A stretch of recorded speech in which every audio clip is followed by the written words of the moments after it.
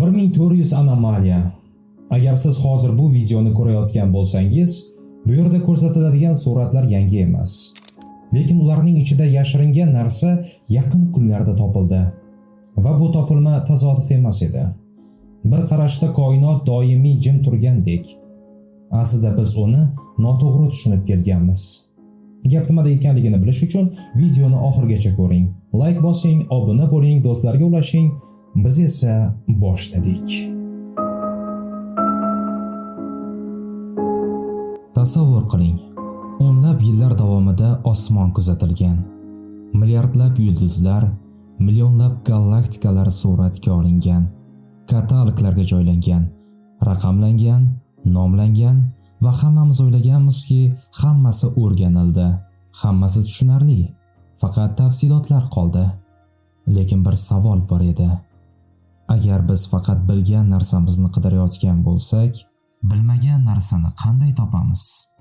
Mana shu savolga javob topish uchun Hubble teleskopining arxivlarini yana ochishdi. Lekin bu safar odam ko'zi bilan emas, charchamaydigan, taxmin qilmaydigan, qo'rqmaydigan sun'iy intellekt nigohi bilan. Va aynan shu yerda nimadir noto'g'ri ekanini sezishdi. Dastlab hech kim buni gapirmadi, chunki raqamlar o'zi gapira boshlaganda. O'nlab, keyin yuzlab va qarabsizki, mingdan ortiq belgilar paydo bo'la boshladi. Anomaliya deb yozilgan fayllar o'xshamagan, mos kelmagan va negadir boshqacha. Ancha vaqtgacha bu so'zlar sir bo'lib qoldi. Chunki agarda darrov aytilsa, odamlar noto'g'ri tushunishi mumkin edi. Ammo haqiqat shuki, taxminan 1400 ga yaqin obyekt mavjud galaktika tushunchalarga to'liq mos kelmadi. Ular na oddiy spiral, na elliptik va na tartibsiz edi. Ular go'yo koinotning o'zi bir lahza qoidalarni unutib qo'ygandek shakllangan edi. Lekin nima uchun bu qo'rqinchli tuyuladi? Chunki biz galaktikalarni uzoq vaqt davomida barqaror tizim deb bilganmiz. Ularning tug'ilishi, o'sishi va qarishi haqida aniq modellarga egamiz deb o'ylaganmiz. Lekin bu obyektlar o'sha modellarning o'rtasida qotib qolgan. Ular jarayonning o'zi, harakatning muzlab qolgan lahzasi. Astronomiya tarixida bunday lahzalarni tutib olish juda qiyin, chunki ular juda qisqa yashaydi. Va mana shu yerda savol tug'iladi. Qanday qilib bunday kam uchraydigan holatlar birdaniga yuzlab, minglab bo'lib chiqdi? Bu tasodifmi? Yoki biz ilgari ko'rishni bilmagan narsani endi ko'ra boshladikmi? Edwin Hubble bir vaqtlar shunday degan edi. Biz galaktikalarni tasniflaymiz, chunki inson aqli tartibni yaxshi ko'radi. Lekin tabiat har doim ham biz chizgan chiziqlarga bo'ysunmaydi.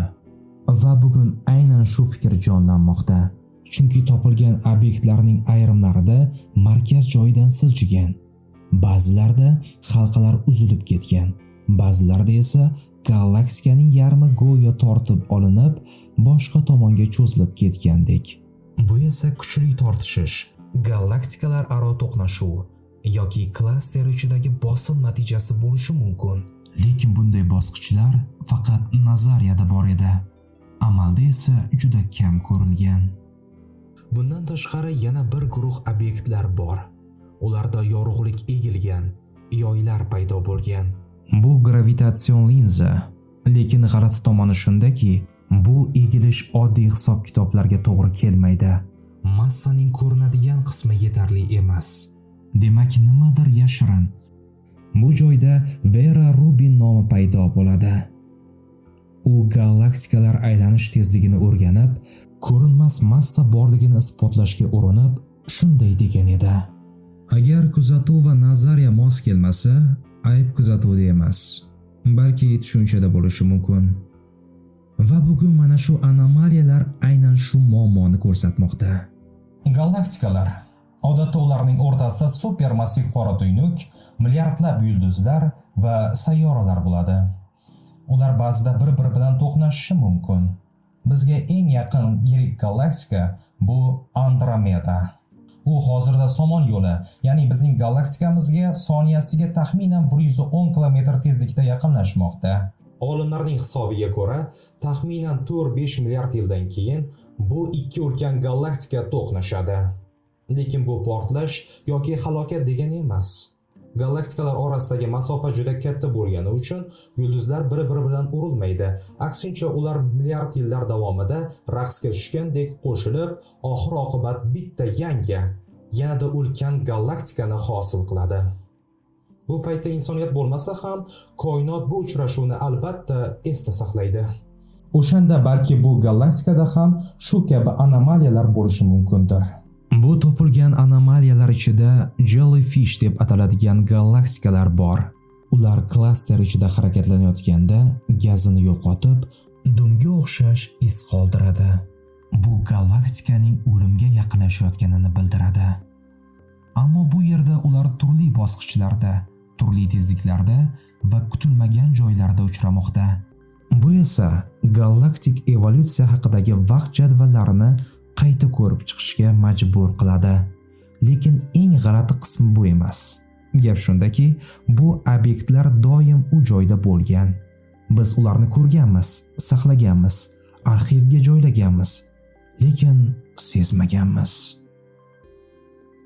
Mario Livio shunday degan edi: koinot bizni hayratga solish uchun hech qanday majburiyatga ega emas, lekin baribir shunday qiladi.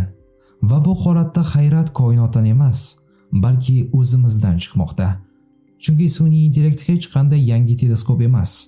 U yangi ko'z xolos. Va u shuni ko'rsatdiki, inson ko'zi ko'pincha o'rganilgan naqshlarni ko'rishga moyil. G'alati narsalarni esa chetga surib yuboradi. Bu topilmalar begona hayot emas, yangi qonun emas. Lekin ular juda xavfli savolni qo'yadi. Yana nimalar arxivlarda jim yotibdi? Yana qancha haqiqat oddiy fon deb belgilangan? Va mana shu savol bugungi ilm-fanning eng muhim nuqtasiga aylanmoqda. Chunki agar biz faqat tanish shakllarni ko'rsak, kelajak hech qachon boshlanmaydi.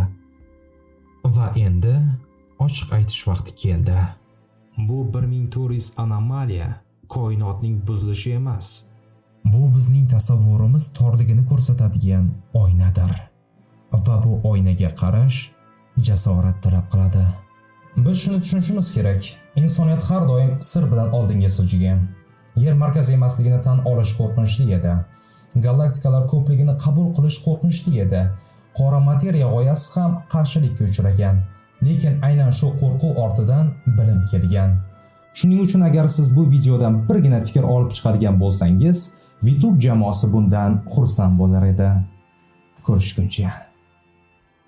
Dunyo tushunarsiz bo'lgani uchun emas, balki uni tushunishga jur'at qilganlar borligi uchun kengayadi. Va ehtimol navbatdagi anomaliya bu koinotda emas, balki bizning savollarda yashirindir.